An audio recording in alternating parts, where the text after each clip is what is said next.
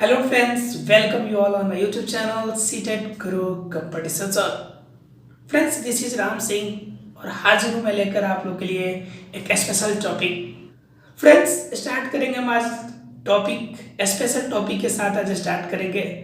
इसलिए आज की पॉइंट थोड़ा सा ज़्यादा है, हो सकता है थोड़ा सा टाइमिंग ज़्यादा हो, आप थोड़ा सा कॉन्स्टेंटली बने रहें और कोशिश करें कि ज़्यादा से ज़्यादा अपने फ्रेंड्स को शेयर करें, क्योंकि ज़्यादा से ज़्यादा लोगों को इससे बेनिफिट हो, मेरा मतलब यही है। फ्रेंड्स बिना लेट किए हुए स्टार्ट करते हैं topic 6। Hello friends, welcome you all once again on my YouTube channel CTET Guru competition zone. Friends आज मैं लेकर आप लोग के लिए स्पेशल टॉपिक जो कि हमारा चल रहा है अभी, मौलिक अधिकार। अभी हम लोग फ्रेंड्स जो चर्चा कर रहे हैं टॉपिक वो है आपका मौलिक अधिकार। इनमें हम लोगों ने अभी तक जो भी मौलिक अधिकार में टॉपिक देखे हम लोग अभी तक, वो टॉपिक आपके थे टोटल 31 नंबर तक हम लोगों ने अभी तक देख लिया है। अब देखना है फ्रेंड्स 32 से लेकर 35 तक, अर्थात कि आज का जो लेसन होगा वह कंप्लीट होगा, मौलिक अधिकार कंप्लीट हो जाएगा। जिसके साथ ही हम आपके लिए ऑब्जेक्टिव क्वेश्चन लेकर आएंगे जो कि आपके एग्जाम अर्थात कि बीपीएससी हो या यूपीएससी के एग्जाम हो, तो उस एग्जाम में जो क्वेश्चन पूछे जाते हैं इस पार्ट से, उन क्वेश्चंस को हम लोग देखने वाले हैं। इसलिए फ्रेंड्स आज का सेशन रहने वाले है खास, इसलिए आज के लास्ट टॉपिक को देखना आपके लिए बेहद ही जरूरी है, क्योंकि काफ़ी इंपॉर्टेंट टॉपिक आज के सेशन में हम लोग डिस्कस करने वाले हैं। इसलिए प्लीज़ आपसे रिक्वेस्ट है कि अब तक आपने चैनल को सब्सक्राइब नहीं किया हो तो प्लीज़ चैनल को सब्सक्राइब करें, क्योंकि ये सेशन हमारा प्रतिदिन सुबह 9 बजे आता है, अर्थात कि सुबह 9 बजे से ये सेशन चलता है जो कि स्पेशली यूपीएससी अर्थात कि आईएएस वाले स्टूडेंट के लिए ओरिएंटेड है। और फ्रेंड्स अगर आप बीपीएससी या फिर किसी अदर पीसीएस का एग्जाम देते हैं तो आपके लिए और बेहतरीन रहेगा, क्योंकि यूपीएससी लेवल के तरह से अगर आप प्रिपेयर होते हैं आप, तो बीपीएससी हो या कोई पीसीएस हो इजी वे से हैंडल कर सकते हैं। सिर्फ उसमें आपका रीजनल जो पार्ट होता है वो सिर्फ ऐड होता है। हालांकि बीपीएससी के लिए मैं रीजनल पार्ट को भी आप में इंक्लूड करूंगा, ताकि जो भी स्टूडेंट दिसंबर में पार्टिसिपेट करने वाले हैं एग्जाम में उनके लिए बेनिफिट हो। बिना लेट किए हुए फ्रेंड्स स्टार्ट करेंगे आज के टॉपिक को। और आज के टॉपिक जो पहला पढ़ना है फ्रेंड्स, संवैधानिक उपचारों का अधिकार, अर्थात क्या अभी तक 31 तक देखा था, 32, 33 और 34 और 35, ये लास्ट जो 4 पॉइंट है, ये चारों पॉइंट हमें बताता है संवैधानिक उपचारों का अधिकार, अर्थात किस रूप में हमें संवैधानिक उपचारों का अधिकार हमें प्राप्त होता है, अर्थात कि संविधानिक को फॉलो करने का किस प्रकार का अधिकार हमारे पास अवेलेबल है। तो इसमें फ्रेंड्स कहता है अनुच्छेद संख्या 32 अर्थात कि अनुच्छेद संख्या 32 में कहता है इस भाग द्वारा प्रदत्त अधिकारों को परिवर्तित कराने के लिए उपचार है, अर्थात कि कोई अगर अधिकार किसी को प्राप्त होता है, किसी रूप में दिया जाता है, तो उसमें संशोधन करके उसमें फिर से विचार करने की अनुमति दी जा सकती है। लेकिन ध्यान रखिएगा फ्रेंड्स, अनुच्छेद संख्या 14 से लेकर 19 तक का जो है उससे फिर से नहीं किया जा सकता, क्योंकि मौलिक कर्तव्य और मौलिक अधिकार के ऊपर डिपेंड करता है। इसलिए फ्रेंड्स इस चीज़ को जरा ध्यान रखिएगा, क्योंकि उसमें भी मैंने बताया था कि अनुच्छेद संख्या 14 को जो होगा किसी भी संविधान संशोधन के द्वारा उसे संशोधित करने की बात नहीं रखी जाएगी। फ्रेंड्स अगर बात करें अनुच्छेद संख्या 33 की, तो कह रहे इस भाग द्वारा प्रदत्त अधिकारों का बलों आदि को लागू होने के उपरांत करने के लिए संसद को शक्ति दी जाती है, अर्थात कि संसद को पावर दी जाती है कि इस भाग द्वारा मतलब कि कोई भी अधिकार या बल प्राप्त होगा तो उसे लागू कैसे करना है, उसका यूज कैसे करना है। उसके बाद अनुच्छेद संख्या 34 हमारी कहती है कि किसी भी क्षेत्र में अगर सेना विधि प्रवृत्त, तब इस भाग द्वारा प्रदत्त अधिकार को निर्बंधन किया जाता है। अगर किसी कानून का अधिकार आपको मौलिक अधिकार के अंदर है, ध्यान रखिएगा फ्रेंड्स काफी इंपॉर्टेंट है, मौलिक अधिकार कुछ अगर प्राप्त है आपको, लेकिन उसके विरोध में अगर सेना ने, अगर आपकी देश के आर्मी, एयरफोर्स या नेवी ने किसी भी फॉर्म में आप पर कोई आरोप लगाकर किसी भी फॉर्म में अगर आपको कोई भी सजा दी जाती है, तो उस कंडीशन में मौलिक अधिकार का जो पावर होगा वह आपका शून्य माना जाएगा, अर्थात कि वह अधिकार आपको प्राप्त नहीं होगा। एक कंडीशन है जिस कंडीशन में आपकी आर्मी, एयरफोर्स और या नेवी अर्थात कि जल या फिर वायुसेना आपको किसी भी अधिकार को रोकने के लिए अगर कोई भी आरोप लगाकर या कोई भी विधि के प्रवृत्त करने के लिए अगर आदेश देती है तो उससे फर्स्ट प्रायोरिटी दिया जाएगा। काफ़ी इंपॉर्टेंट है इस चीज़ को। उसके बाद अगर बात करें फ्रेंड्स तो अनुच्छेद संख्या 35 कहता है हमारा कि इस भाग के उपबंधों को प्रभावी करने के लिए विधान है, अर्थात कि कोई अगर नियम लग गया तो उसे प्रभावी करने के लिए किस फॉर्म में कार्य किया जाएगा उसके बारे में इसमें सारा डिटेल्स आपको दिया गया। आइए फ्रेंड्स सभी को थोड़ा सा डिटेल में देखते हैं कि कहना ये क्या चाहता है। अगर बात करें पहले फ्रेंड्स अनुच्छेद संख्या 32 की, तो अनुच्छेद संख्या 32 क्या कहता है फ्रेंड्स? अनुच्छेद संख्या 32 आपका कहता है कि संविधान के अनुच्छेद 32 अर्थात कि इस भाग द्वारा प्रदत्त अधिकारों को प्रवर्तित करने के लिए उपचार है। अर्थात क्या, इस भाग द्वारा जितने भी अधिकार प्राप्त होंगे आपको उसमें परिवर्तित कराने के लिए समुचित कार्यवाही द्वारा उच्चतम न्यायालय में समावेदन करने के अधिकार प्रत्याभूत किया जाता है। अर्थात क्या कि इस भाग द्वारा कोई भी अधिकार अगर आपको दिया जाता है या अगर आप पे कोई कार्रवाई की जाती है तो उसके लिए आप अगर चाहे, अगर आपको मंजूर नहीं है तो आप सुप्रीम कोर्ट में अपनी अपील दायर कर सकते हैं। अर्थात क्या, अगर कोई अधिकार के विरुद्ध आपको लगता है कि यह उपयुक्त आपके लिए नहीं है तो उसके विरुद्ध आप सुप्रीम कोर्ट में इस केस को दायर कर सकते हैं। यह अधिकार आपको देता है संविधान के अनुच्छेद संख्या 32। और यह संविधान का वो भाग है जो बताना चाहता है कि देखिए भाई, जितना भी नियम कानून हमें उपयुक्त लगा, एक मानव को, एक इंसान होने के नाते जितने भी उपयुक्त अधिकार चाहिए हमने सभी अधिकार आपको दे दिया।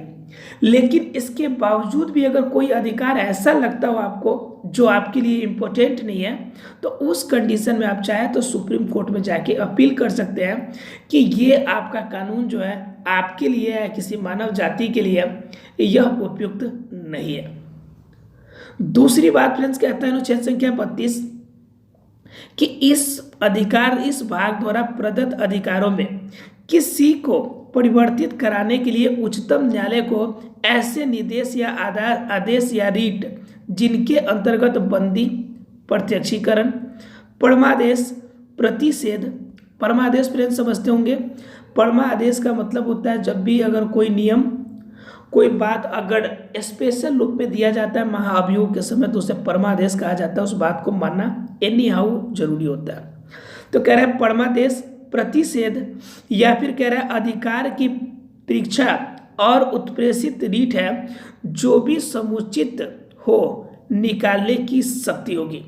अर्थात क्या, इस संविधान द्वारा अन्यथा उपबंधित के सिवाय इस भाग को निलंबित नहीं किया जा सकता है। अर्थात क्या, अर्थात कि सुप्रीम कोर्ट अगर इस बात का आदेश दे, अगर कोई रीट जारी करे, कोई आदेश जारी करे कि यह जो अधिकार है उपयुक्त है या नहीं है, इस विषय में अगर अपनी कोई राय देती है या कोई आपका आदेश देता है, ठीक है, तो उस कंडीशन में आपको क्या शक्ति मिलेगी? आपको यह शक्ति मिलेगी कि उसके विरुद्ध कार्रवाई की जाएगी।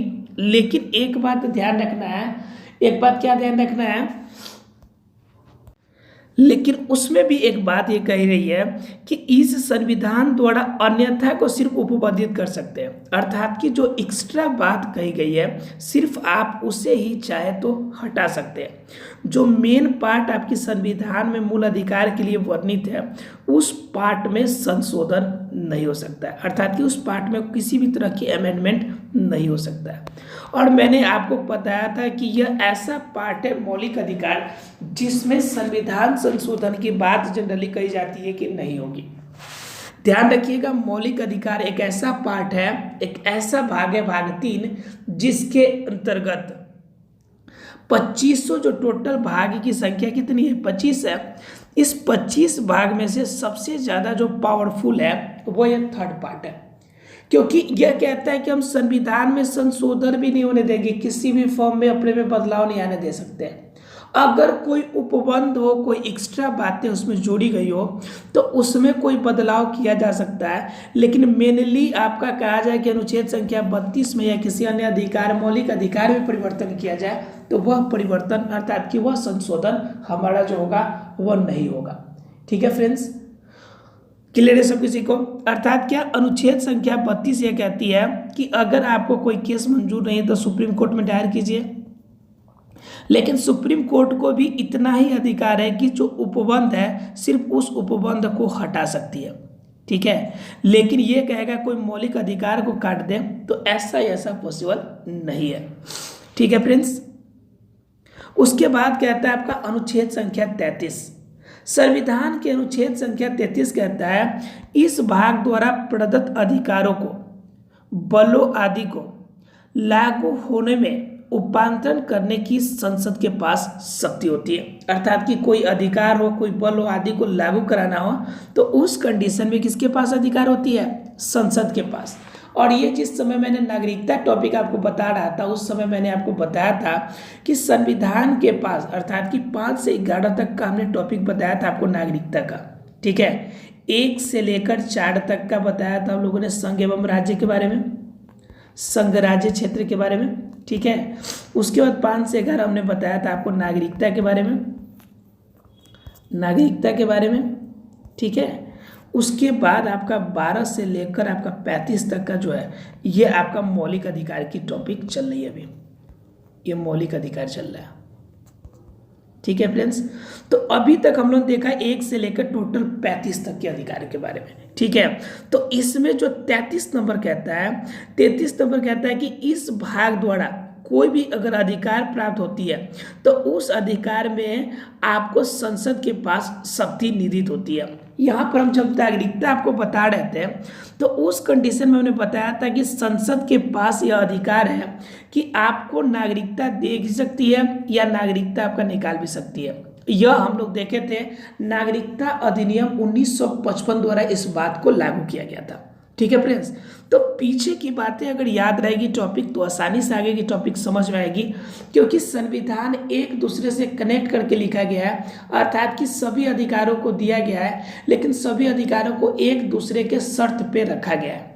ठीक है, इसलिए आपको अनुच्छेद संख्या 1 से लेकर पूरी अनुच्छेद के टॉपिक को याद रखना है। ठीक है, अर्थात भाग वाइज जैसे 1 से 4 में संघ राज्य है।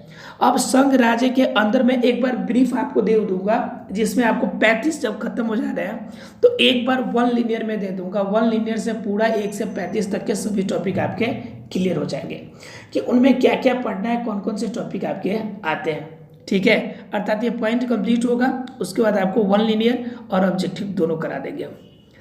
तो फ्रेंड्स इसमें क्या कहता है कि संसद विधि द्वारा अवधारण कर सकेगी कि इस भाग द्वारा प्रदत्त अधिकारों में कोई सशस्त्र बलों की सदस्यों को कोई सजा नहीं दी जाए। पहला नंबर, ये सदस्य जो संसद होगा यह निर्दिष्ट करेगा कि इसे पालन कराना हो। ठीक है, यह जो नियम है पालन कराएगा। इस नियम के अंतर्गत पालन कराने में किसी भी सशस्त्र बल का मतलब होता है जो एसएसबी डिपार्टमेंट होता है। ठीक है, इनके सदस्यों को कोई सजा तो नहीं दी जा रही है। दूसरा नंबर कह रहा है लोक व्यवस्था बनाए रखने का बड़ साधन करने वाले बलों के सदस्यों के बारे में। ठीक है, पहला एसएसबी, उसके बाद आपका पीसीएस लेवल के जितने अधिकारी हैं उनको। तीसरी बात कहता है असूचना के प्रयोजन के लिए राज्य द्वारा स्थापित किसी भी ब्यूरो या अन्य संगठन के नियोजित व्यक्ति द्वारा, अर्थात कि लिमिटेड फॉरम के किसी भी ऑफिसर के द्वारा। उसके बाद लास्ट कहता है बल, ब्यूरो या संगठन के प्रयोजन के लिए स्थापित कोई भी आपका कम्युनिकेशन डिपार्टमेंट में, ठीक है, या उससे संबंधित नियोजित व्यक्तियों को लागू होने में किस वस्तु पर निर्बंधित या निराकृत किया जाए जिससे उनके कर्तव्यों का उचित पालन और उनमें अनुशासन बना रखने की सुनिश्चित किया जाए। अर्थात यह कहता है अनुच्छेद संख्या 33 कि कोई भी चेंजेज हमारा जो संसद है वो कर सकता है, लेकिन इस बात का संसद ध्यान रखेगा कि कोई एसएसबी डिपार्टमेंट हो, अर्थात कि कोई भी पुलिस डिपार्टमेंट हो, कोई पीसीएस डिपार्टमेंट हो, या कोई लिमिटेड फोरम हो, या कोई कम्युनिकेशन डिपार्टमेंट हो, इनके अंदर कार्य करने वाले किसी भी लोकहित के व्यक्तियों को कोई ऐसा अधिकार या कोई ऐसा विधिमंडल के अंतर्गत विधि न बना दिया जाए जो इनके अधिकारों को छीनता हो। अर्थात क्या, इनके अधिकारों को पूर्ण रूप से स्वतंत्रता है और इनकी पूर्ण अधिकार इन्हें प्राप्त होना चाहिए। फ्रेंड्स, अर्थात कि अनुच्छेद संख्या 33 आपको सिर्फ यही कहती है कि संसद के पास ये अधिकार है कि इस बात का वह अवलोकन करे कि एसएसबी हो, पीसीएस हो, लिमिटेड फोरम हो, या फिर आपका कोई कम्युनिकेशन डिपार्टमेंट हो, सभी के पास क्या होगा, अपना अधिकार संरक्षित करने का पूर्ण रूप से छूट होगा।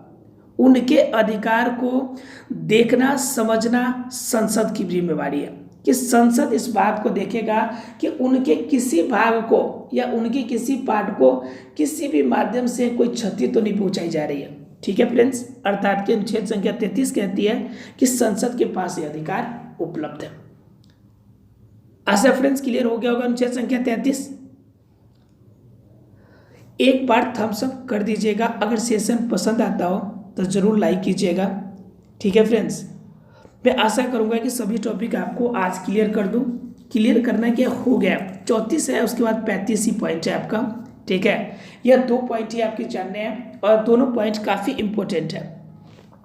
कहता है फ्रेंड्स, संविधान के अनुच्छेद संख्या 34 कहती है, जब किसी क्षेत्र में सेना विधि प्रवृत्त तब इस भाग द्वारा प्रदत्त अधिकार पर निर्बंधन।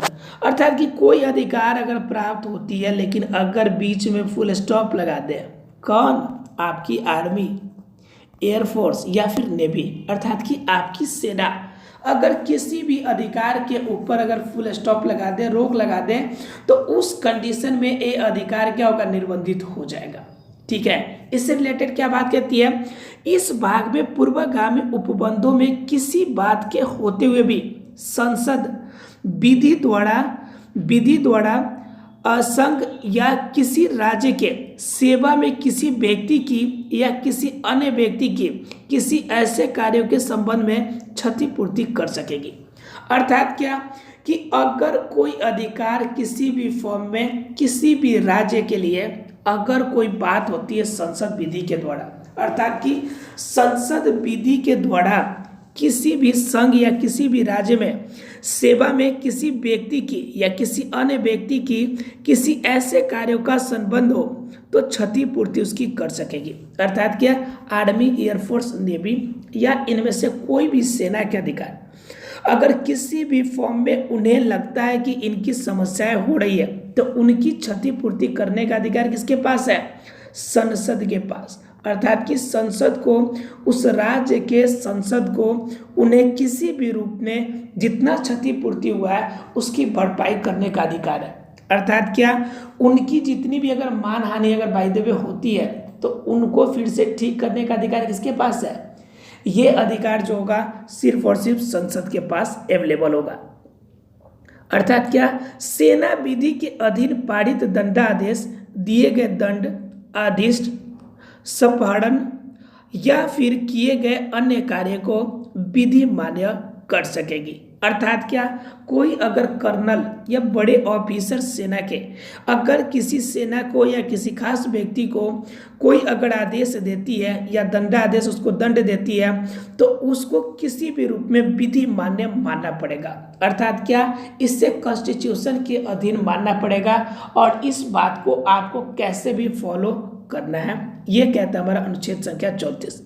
सीधे शब्दों में आप कह सकते हैं कि अनुच्छेद संख्या 34 जो है स्पेशली आपके आर्मी, एयरफोर्स, इन डिपार्टमेंटों को फॉलो करता है और ये बताता है कि संविधान के अनुच्छेद संख्या 34 में इस बात के बारे में वर्णन किया गया कि कोई भी आर्मी अर्थात कि कोई भी सेना के अधिकारों को निरस्त नहीं कर सकता। ठीक है फ्रेंड्स, अगर बात करें हम लोग अनुच्छेद संख्या 35 और सबसे आखिरी पॉइंट की, तो कहता है इस भाग के उपबंधों को प्रभावित करने के लिए विधान है। अर्थात क्या, इस भाग में जो पढ़ना है उपबंध को प्रभावी करने के लिए। अर्थात क्या कि दो तरह की बातें होती है कि जितना भी आपका अनुच्छेद होता है उसमें पहले नंबर मेन पॉइंट होता है, ठीक है, और उसके अंदर आपका सब टाइटल होता है, ठीक है, अर्थात कि उनके अंदर छोटा छोटा पार्ट अर्थात कि क ख ग करके होता है, तो उस पार्ट को हम लोग बोलते हैं उपबंध। ठीक है फ्रेंड्स, तो कह रहा है कि इस भाग में उपबंधों को प्रभावी करने के लिए विधान है। क्या विधान है जरा देखिएगा, एक बार गौर कीजिएगा। इस संविधान में किसी बात के होते हुए भी संसद की शक्ति होगी कि किसी राज्य के विधानमंडल को शक्ति नहीं होगी कि वह जिन विषयों के अनुच्छेद संख्या 16 और अनुच्छेद संख्या 32, 33, 34 के अधीन संसद विधि द्वारा उपबंध कर सकेगी उनमें से किसी के लिए भी।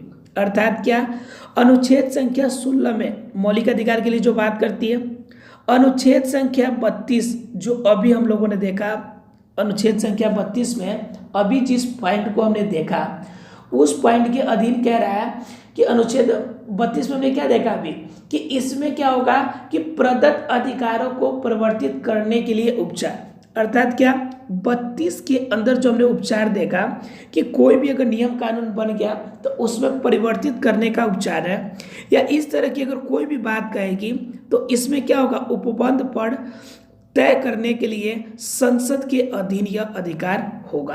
अर्थात क्या, संसद को यह शक्ति होगी, अर्थात कि संसद के पास ये पावर होगा कि 32, 33, 34 इन उपखंडों के इनके उपखंडों में अगर परिवर्तित करने के लिए हो तो इनके लिए यह अपील कर सकती है। दूसरी बात कहता है फ्रेंड्स, ऐसे कार्यों के लिए जो इस भाग में अधीन अपराध घोषित हो। अगर कोई बात अगर अपराध घोषित होता है तो उस कंडीशन में दंड विहित करने के लिए विधि बनाए और संसद इस संविधान के प्रारंभ के पश्चात यथाशक्य शीघ्र ऐसे कार्यों के लिए जो उपखंड 2 में निर्दिष्ट है दंड विहित करने के लिए विधि बनाएगी।